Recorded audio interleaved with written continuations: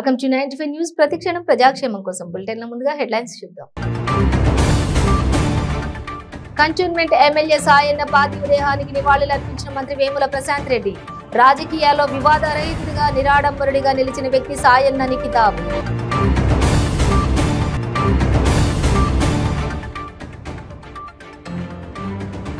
ప్రగతి ధర్మారంలో పలు అభివృద్ధి కార్యక్రమాల్లో పాల్గొన్న మంత్రి హరీష్ రావు. కొండపోచమ్మ సాగర్ నుండి లిఫ్ట్ చేసిన నీటి కాలువల ద్వారా చెరువులకు విడుదల. తారక రత్న మృతి చాలా బాధాకరమన్న మంత్రి తలసాని శ్రీనివాస్ యాదవ్. ఫిలిం చాంబర్లో తారక రత్న పార్థివ దేహంపై పూలమాలలు వేసి నివాళులు. తమిళనాడు పర్యటనలో కాలు జారి కింద పడ్డ తెలంగాణ గవర్నర్ తమిళసాయి. గాయాలు తగలకపోవడంతో ఊపిరి పీల్చుకున్న అధికారులు. ఇక డీటెయిల్స్ చూస్తే కంటోన్మెంట్ ఎమ్మెల్యే సాయన్న పార్థివ దేహానికి శాసనసభ వ్యవహారాల మంత్రి వేముల ప్రశాంత్ రెడ్డి పుష్పాంజలి ఘటించారు. వారి కుటుంబ సభ్యులను ఓదార్చారు. అక్కడే ఆయన మీడియాతో మాట్లాడారు. ఎమ్మెల్యే సాయన్న మరణం బీఆర్ఎస్ పార్టీకి తీరని లోటన్నారు. సాయన్న నిజామాబాద్ జిల్లా వాస్తవ్యులు అని, హైదరాబాద్ లో బ్యాంకు ఉద్యోగిగా సేవలు అందించి ఆ ఉద్యోగానికి రాజీనామా చేసి రాజకీయాల్లోకి వచ్చి కంటోన్మెంట్ ఎమ్మెల్యేగా 5 పర్యాయాలు ఇక్కడి ప్రజలకు సేవలు అందించాలని గుర్తు చేశారు. ఆయన రాజకీయాల్లో వివాదరహితుడిగా నిరాడంబరుడిగా నిలిచిన వ్యక్తి అన్నారు. 5 సార్లు ఎమ్మెల్యేగా ఉన్న ఎన్నడూ అధికార దర్పం ప్రదర్శించలేదని కొనియాడారు. తాను ఎప్పుడు కలిసినా మనం నిజామాబాద్ వాళ్లమని గుర్తు చేసేవారని అన్నారు. సాయన్న నిజమైన అంబేద్కరిస్ట్ అని, ఆయన ఆశయ స్ఫూర్తి కొనసాగిస్తామని తెలిపారు. వారి కుటుంబ సభ్యులకు యావత్ నిజామాబాద్ జిల్లా ప్రజల పక్షాన ప్రగాఢ సానుభూతి, సంతాపం వ్యక్తం చేశారు.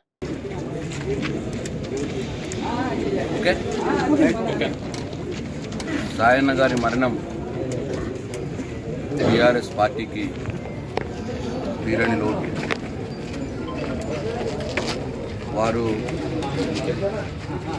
వారి పూర్తి రాజకీయ జీవితం వివాదరహితుడిగా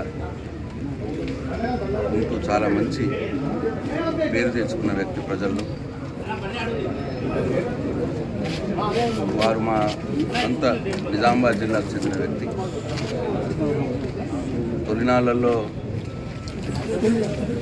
బ్యాంకు ఉద్యోగిగా ఉంటూ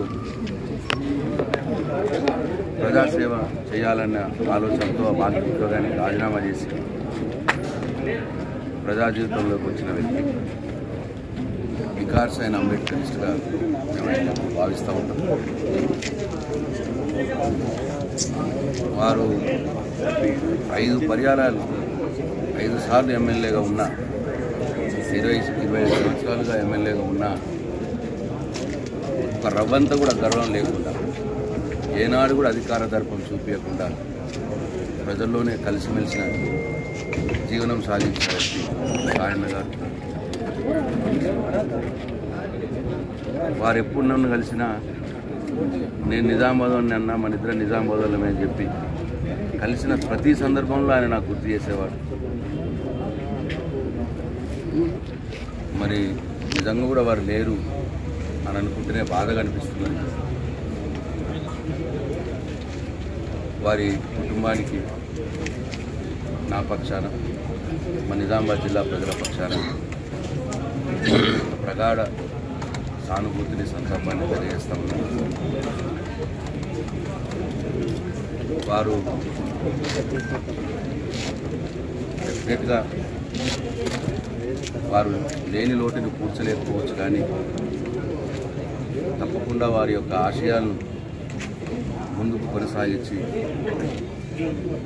వారి ఘనమైన నివాళి అర్పించుకునే ప్రయత్నం చేస్తాం. మరొకసారి మరి ఆత్మకు శాంతి కలగాలని ఆ భగవంతుని కోరుతూ సెలవు తీసుకుంటాం. ప్రగతి ధర్మారం పర్యటనలో మంత్రి హరీష్ రావు పలు అభివృద్ధి కార్యక్రమాల్లో పాల్గొన్నారు. ఇందులో భాగంగా ప్రగతి ధర్మారం గ్రామంలో మినీ ట్యాంకు బండకు శంకుస్థాపన చేశారు. అనంతరం కన్వెన్షన్ హాల్ ను మన ఊరు మనబడి పథకంలో భాగంగా స్కూల్ బిల్డింగ్ ని ప్రారంభించారు. CM special secretary Rajasekhara Reddy స్వగ్రామంలో ఫంక్షన్ హాల్ తో పాటు పలు అభివృద్ధి పనులను ప్రారంభించుకోవడం ఆనందంగా ఉందన్నారు.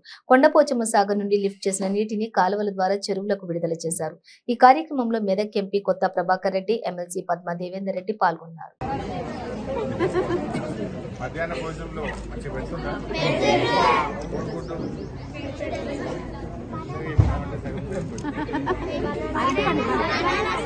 మరణ ఇస్తాం.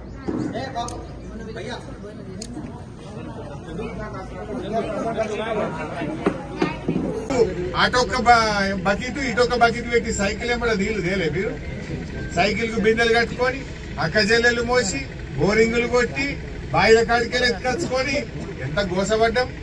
ఇలా ఇంటింటికి నల్లబెట్టి తాగునీరు ఇచ్చిండు. మీ పొలం వాకిట్లోకి గోదావరి నీళ్లు తెచ్చింది కేసీఆర్. కేసీఆర్ గారేమో ప్రాజెక్టులు కడుతుండు. కాంగ్రెస్ వాడు బీజేపీ వాడు ఏమంటుండే వాడు కూలగొడతా అంటుండు, వాడు పేల్స్తా అంటుండు. ఇలా కూలగొట్టేటోడు కావాలన్నా ప్రాజెక్టు కట్టేటోడు కావాలన్నా? కేసీఆర్ ఏమో సంపద పెంచిండు, పేదలకు పంచిండు, ప్రాజెక్టులు కట్టిండు, రైతులకు నీళ్లు ఇచ్చిండు. కానీ కాంగ్రెస్ వాడేమో బీజేపీ వాడేమో ఒకడు కూలగొడతా అంటుండు, ఒకడు పేల్స్తా అంటుండు. మరి పేల్చేటోడో కూల్చేటోడు కావాలన్నా ప్రాజెక్టులు నిర్మించి రైతుల పంట పొలాల్లో నీళ్లు ఇచ్చే కేసీఆర్ కావాలన్నా? ఇలా ప్రతి రైతు బిడ్డ ఆలోచించాలని చెప్పి మనం చెప్తాము. ఆనాడు కాలిపోయే మోటార్లు, పేలిపోయే ట్రాన్స్ఫార్మర్లు. ట్రాన్స్ఫార్మర్ కావాలంటే పైసలు కట్టుకున్నారు. పైసలు కడితేనే ట్రాన్స్ఫార్మర్లు ఇచ్చినప్పుడు కాంగ్రెస్ గవర్నమెంట్ లా. ఇలా మోటార్లు గాలకుండా అయినాయి, ట్రాన్స్ఫార్మర్లు గాలకుండా అయినాయి. కాలినా ఉచితంగా ప్రభుత్వమే చేయించిస్తున్నటువంటి పరిస్థితి ఉంది. ఇలా ఈ గోదావరి తల్లి నిజంగా నిన్న మహాశివరాత్రి ఆ పరమశివుడి దయతో ఇలా పోయి మా ప్రభాకర్ రెడ్డి ఎంపీ గారు కొండ పోచమ్మ దగ్గర గేటు తిప్పిండు. ఇగో ఇవాళ నీళ్లు మనం చేకూడలో చేరినాయి.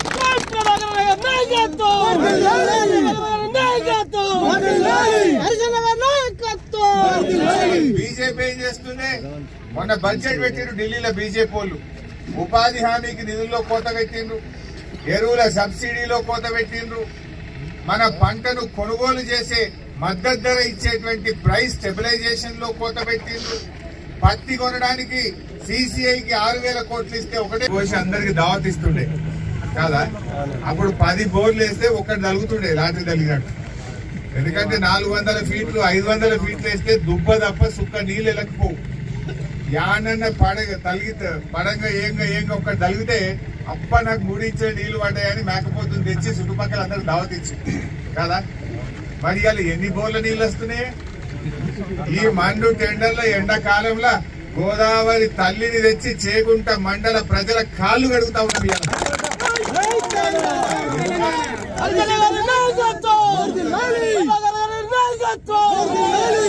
ఇలా ఎంత గొప్ప పని జరుగుతుంది.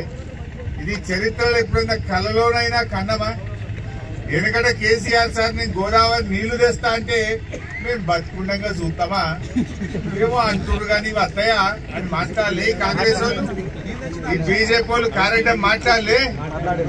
ఈ కాంగ్రెస్ వాళ్ళు బీజేపీ వాళ్ళు ఎన్ని రకాలుగా అడ్డంకులు వేసిండ్రు, కోర్టులలో కేసులు వేసిండ్రు, భూములు ఇవ్వకుండా అడ్డం పడ్డారు.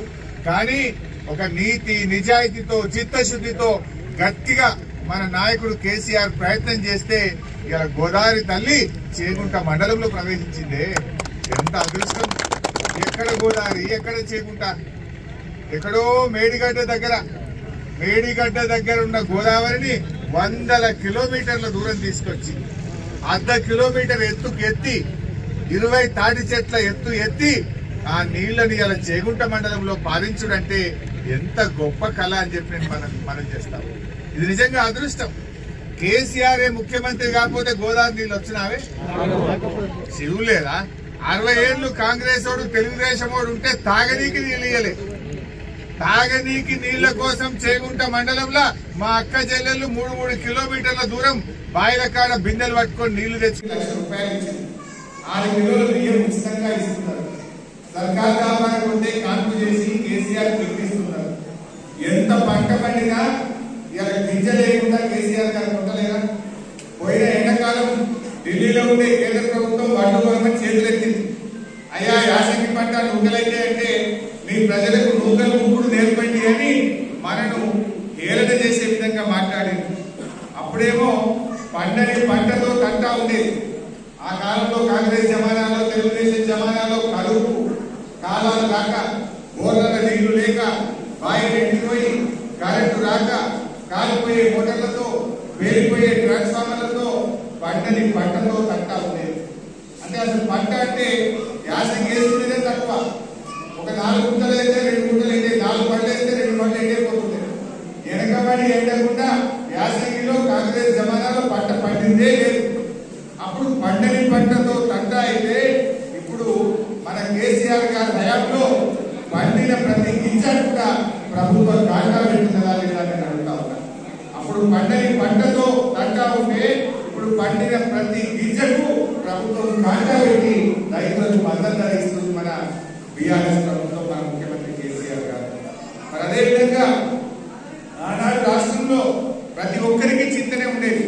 రైతుల ఆత్మహత్యలు, పేదలు అన్నం లేక ఇబ్బంది పడేవారు, ముసలి వాళ్ళు కోడళ్ళు చూడక తినడానికి తిండి లేక ముసలోళ్ళు బాధపడేటువంటి పరిస్థితి ఉండే, యువకులకు ఇబ్బంది ఉండే, వ్యవసాయం సాగక రైతులకు ఇబ్బంది ఉండే. అప్పుడు రాష్ట్రంలో ఎక్కడ చూసినా మనకు చింతనే ఉండే. ఇప్పుడు కేసీఆర్ గారి పాలనలో అంతా నిశ్చింత, ఎవరికి రంగలేదు. రైతులకు బ్రహ్మాండంగా నీళ్లు వచ్చినాయి, కరెంట్ వచ్చింది, రైతు బంధు వచ్చింది, రైతు బీమా వచ్చింది. అదేవిధంగా ఇవాళ మహిళలు ఆడపిల్ల పెళ్లి అంటే తల్లికి పెద్ద చింత ఉండే, కానీ ఇప్పుడు ఆ తల్లి నాకెందుకు కేసీఆర్ ఉన్నాడు కదా ₹1,10,000 వస్తుందని నిశ్చింతగా ఉంటున్నది ఆ తల్లి. ఇలా పేరింది ఆడపిల్ల పెళ్లి కూడా ఇలా ఇబ్బంది లేకుండా నిశ్చింతంగా చేసుకునే విధంగా చేసింది మన బీఆర్ఎస్ ప్రభుత్వం. ఇలా అనేక కార్యక్రమాలు ఇలా అందరూ కూడా ముసలోళ్ళకు కూడా 2016 పెన్షన్ రావంటే మన పిఎస్సిలో ఎన్సీడీ కిట్టు, బీపీకి, షుగర్ కు నెలకు సరిపోయే గొడ్లు తెచ్చి ఇంకా చేయబట్టి 6 కిలోల బియ్యం వచ్చినాక కోడలి పిల్ల కూడా మంచిగా చూసుకుంటుంది. అత్త ఏమవుతుంది, ఇందు ఇన్ని అంటుంది. అప్పుడేమో 6 నెలలు పెద్ద కొడుకు, 6 నెలలు చిన్న కొడుకు. తారక రత్న మృతి చాలా బాధాకరమని మంత్రి తలసాని శ్రీనివాస్ యాదవ్ అన్నారు. ఫిలిం ఛాంబర్ లో తారక రత్న పార్థివ దేహంపై పూలమాలలు వేసి ఆయనకు ఘన నివాళులు అర్పించారు. 20వ ఏట చిత్ర పరిశ్రమలో అడుగుపెట్టిన తారక రత్న 21కి పైగా చిత్రాలలో నటించాలని, తారక రత్న ఆత్మకు శాంతి చేకూర్చాలని, వారి కుటుంబ సభ్యులకు మనోధైర్యం కల్పించాలని భగవంతుడిని ప్రార్థిస్తున్నానని తెలిపారు.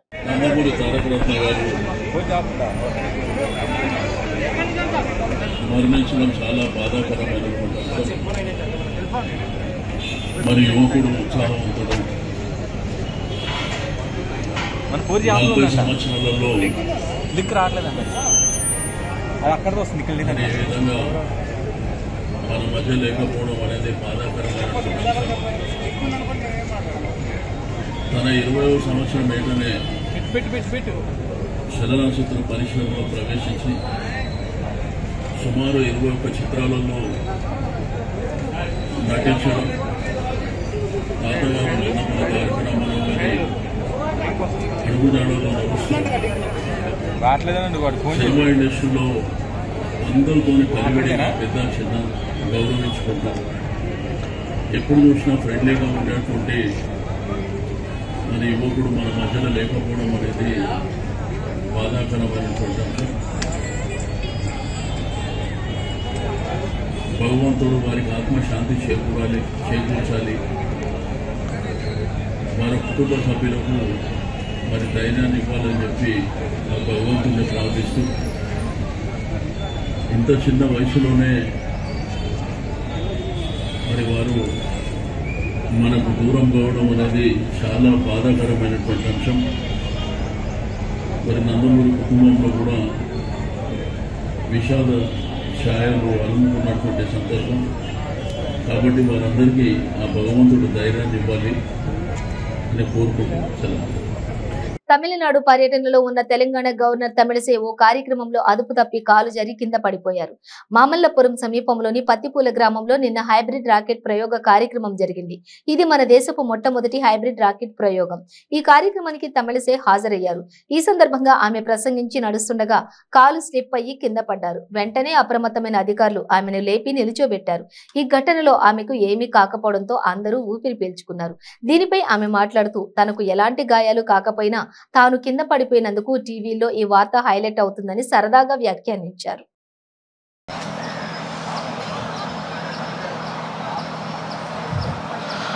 DJ Anish and DJ MJ, can we have the track playing immediately, please? Thank you. Your youth wants to be unique, that is అత్యంత ఉత్సాహపూరిత వాతావరణంలో విజయవాడ నగరపాలక సంస్థ స్పోర్ట్స్ అండ్ కల్చరల్ మీట్ స్థానిక ఇందిరాగాంధీ మున్సిపల్ స్టేడియంలో ముగిసింది. 3 రోజుల పాటు జరిగిన ఈ మీట్ ముగింపు కార్యక్రమానికి మాజీ మంత్రులు వెల్లంపల్లి శ్రీనివాస్, జోగి రమేష్లు హాజరయ్యారు. ఈ సందర్భంగా వారు మాట్లాడుతూ ఆటపాట కార్యక్రమం ద్వారా యువతలో ఉన్న నైపుణ్యాన్ని వెలికి తీయడానికి ఎంతో దోహదపడతాయన్నారు. క్రీడా స్ఫూర్తితో ప్రజాప్రతినిధులు, ఉద్యోగుల నడుమ వివిధ రకాల క్రీడల పోటీలను ఏర్పాటు చేసేందుకు కమిషనర్ చూపిన చొరవ అభినందనీయమన్నారు. ఈ ముగింపు కార్యక్రమంలో విజేతలకు బహుమతులు ప్రదానోత్సవం జరిగింది. వివిధ విభాగాల్లో విధులు నిర్వహిస్తున్న సిబ్బంది 10 టీములుగా నిర్వహించిన మార్చ్ ఫస్ట్ ఎంతో ఆకర్షణీయంగా నిలిచింది.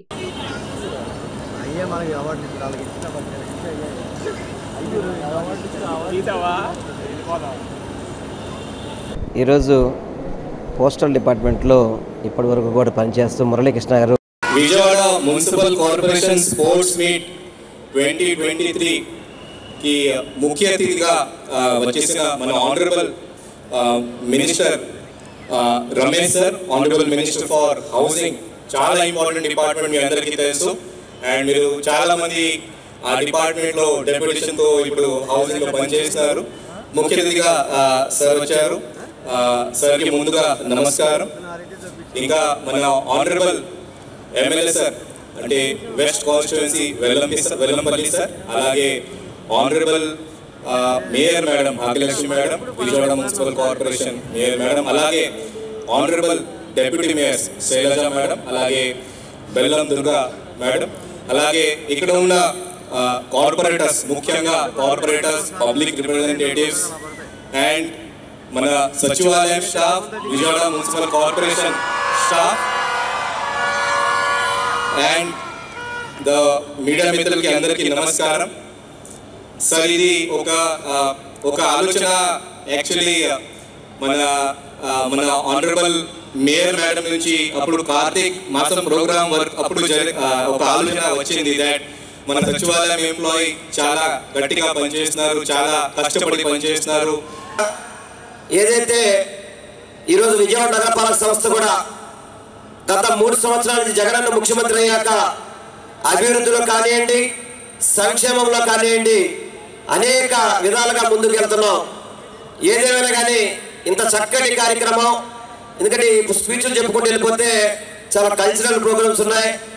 కమిషనర్ గారు హైదరాబాద్ నుంచి డాన్సర్ని పిలిపించారు, సింగర్స్ని పిలిపించారు, చాలామంది ఆర్టిస్టులు అందరూ ఉన్నారు. కాబట్టి ఆ ప్రోగ్రామ్ని ఎంజాయ్ చేద్దాం. ఎక్కువసేపు మీటింగ్ కాకుండా ఎవరైతే ఇందాక 3 రోజుల నుంచి గేమ్స్లో ఆడారో అందరికీ కూడా అందరూ గెలిచినట్టే ఫీల్ అవుతుంది. ఎందుకంటే ఒకరు గెలవచ్చు, ఒకరు రన్నర్స్ రావచ్చు, ఒకరు లూజర్ కావచ్చు. ఏదేమైనా కానీ మన కుటుంబంలో ఎవరు గెలిచినా కానీ అది విజయవాడ నగరపాలక సంస్థకే అది ఆ యొక్క విజయం వస్తుంది. కాబట్టి అది అందరి విజయంగా భావించి ఈ కార్యక్రమాన్ని చేపట్టిన మేయర్ గారికి, మున్సిపల్ కమిషనర్ గారికి, వారికి సహకరించిన ఇతర అధికారులందరికీ కూడా పేరు పేరున హృదయపూర్వక నమస్కారాలు తెలియపరచుకుంటూ, అదేవిధంగా ఇంత చక్కటి కార్యక్రమానికి సహకరించిన డోనర్స్ అందరికీ కూడా మరొకసారి హృదయపూర్వకంగా ధన్యవాదాలు తెలియపరచుకుంటూ సెలవు తీసుకున్నా. Thank you.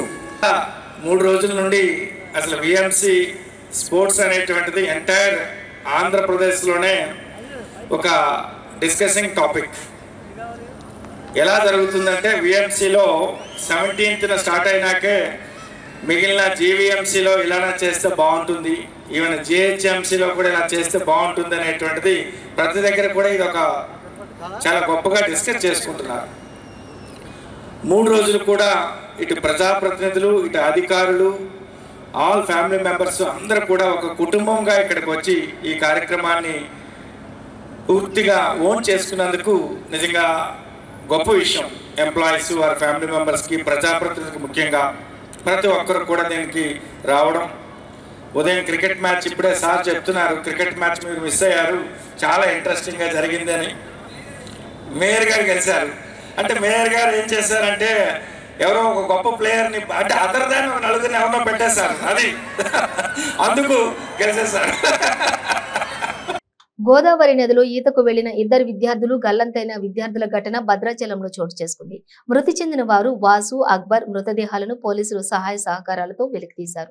పట్టణ సీఐ నాగరాజురెడ్డి, ఎస్ఐ మధుప్రసాద్ నేతృత్వంలో కానిస్టేబుళ్లు కోటి, ఓదేలు స్వయంగా గోదావరి నదిలో దిగి మృతదేహాలు వెలికితీశారు. భద్రాచలంలోని అశోక్ నగర్, కొత్త colony, AMC colony, MP colony, Jagadish కాలనీకి చెందిన 6 యువకులు ఆదివారం సాయంత్రం గోదావరి నదికి ఈతకు వెళ్లారు. భద్రాచలానికి ఏటుపాక గ్రామానికి మధ్య ఉన్న గోదావరి నది వద్దకు ఈతకు వెళ్లారు. లోతులోకి దిగిన ఇద్దరు విద్యార్థులు గోదావరిలో గల్లంతవగా 4 విద్యార్థులు ప్రాణాలతో క్షేమంగా బయటపడ్డారు. క్షేమంగా బయటపడిన యువకులు భయపడి రాత్రైన తర్వాత విషయం చెప్పడంతో పోలీసులు, స్థానికులు గోదావరి నది వద్దకు చేరుకున్నారు. ఇక మృతదేహాలు లభ్యం కావడంతో ఆ ప్రాంతమంతా మృతుల బంధువులు కన్నీరు మున్నీరుగా వెలిపిస్తున్నారు.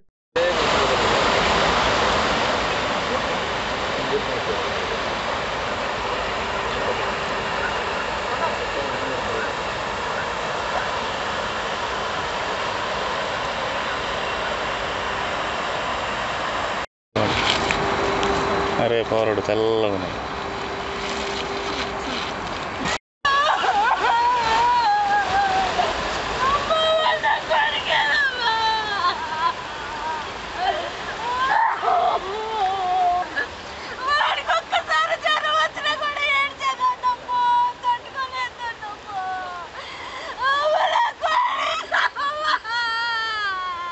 కాషాయ జెండా చూస్తేనే మంత్రి సబితా ఇంద్రారెడ్డికి వణుకు పుడుతుందని మహేశ్వరం నియోజకవర్గం బీజేపీ ఇన్ఛార్జి అందెల శ్రీరాములు యాదవ్ అన్నారు.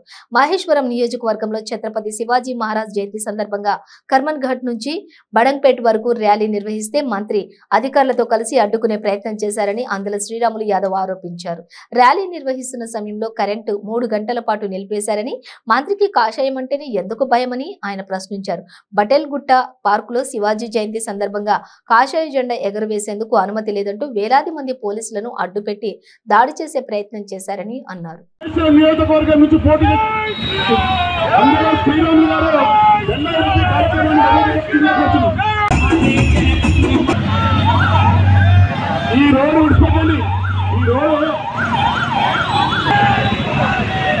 పోలీసు వాళ్ళు మనకు సహకరిస్తున్నారు కాబట్టి దయచేసి వాళ్ళని కూడా ఇబ్బంది పెట్టకుండా మీరు వాళ్ళకు కూడా సహకరించాలి. విగ్రహాన్ని వెనుకల్లే ఉండాలి. వాహనాలు ప్రతి వాహనం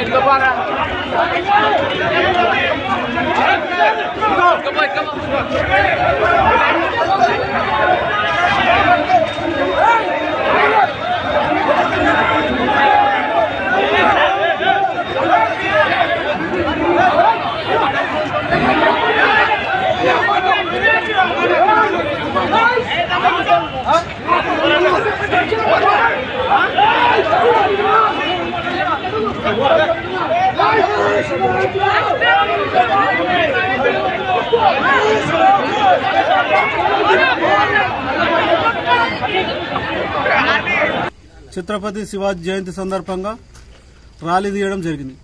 ఆ ర్యాలీలో భాగంగా ర్యాలీ పెద్ద ఎత్తున హిందూ బంధువులు అందరూ రావడం చూసి సబితా ఇంద్రారెడ్డి గారు అధికారులకు చెప్పి కరెంటు తీయడం జరిగింది. 3 గంటల సేపు ర్యాలీ జరిగితే ఎక్కడ కూడా కరెంటు లేదు.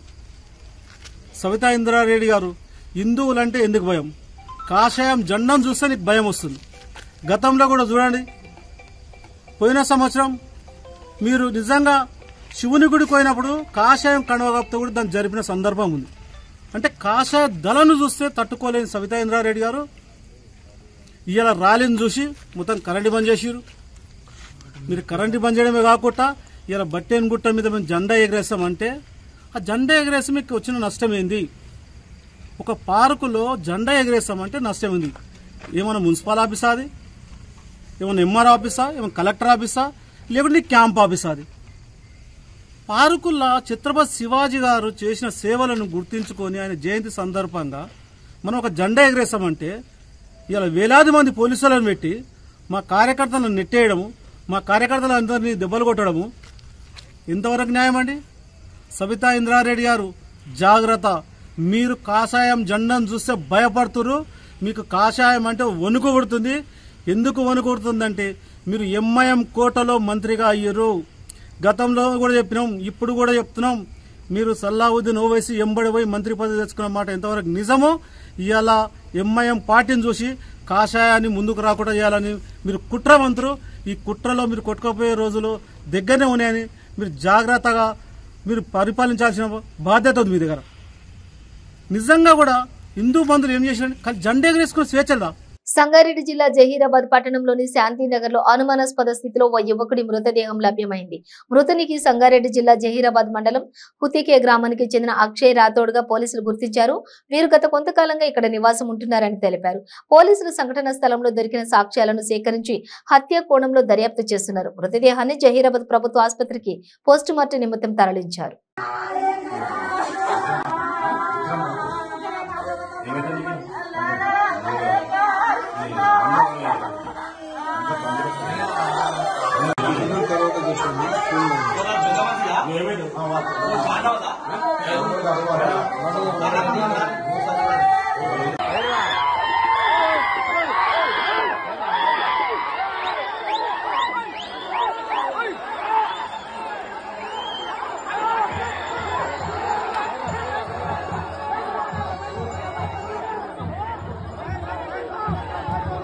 ఏమైందిరా?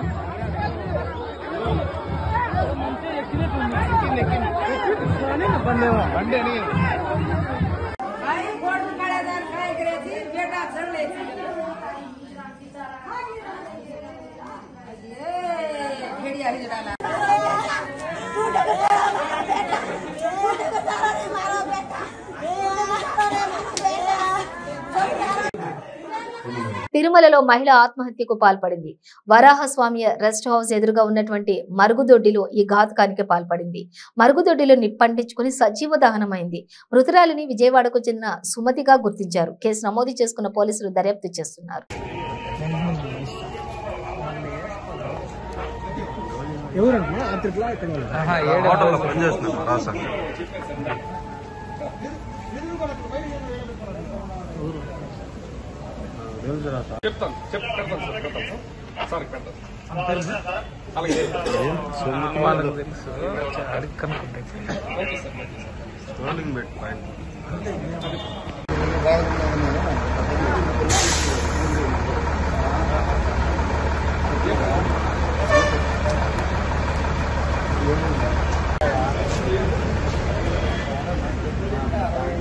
బ్రిటన్ ముగించే ముందు హెడ్లైన్స్ మరోసారి. కంటోన్మెంట్ ఎమ్మెల్యే సాయన్న పార్థివ దేహానికి నివాళులర్పించిన మంత్రి వేముల ప్రశాంత్ రెడ్డి. రాజకీయాల్లో వివాదరహితుడిగా నిరాడంబరుడిగా నిలిచిన వ్యక్తి సాయన్నని కితాబు.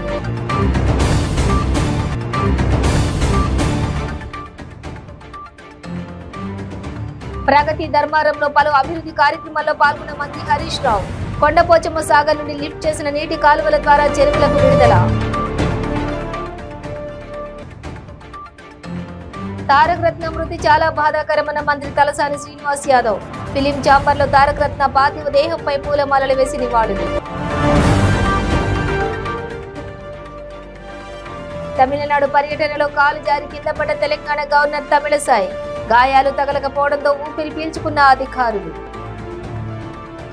ఇవి బులెటిన్ డీటెయిల్స్. చూస్తూనే ఉండండి 95 న్యూస్.